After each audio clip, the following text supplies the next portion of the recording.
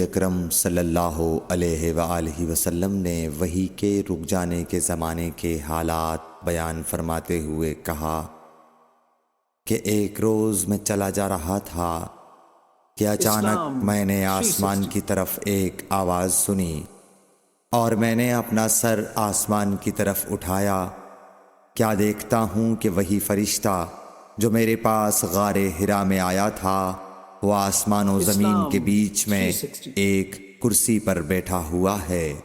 میں اس سے ڈر گیا اور گھر آنے پر میں نے پھر کمبل اوڑھنے کی خواہش ظاہر کی۔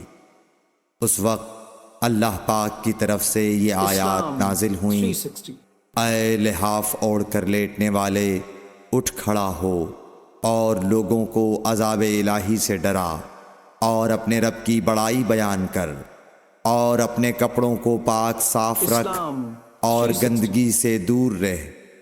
اس کے بعد وہی تیزی کے ساتھ پے در پے آنے لگی۔ صحیح بخاری حدیث نمبر 4۔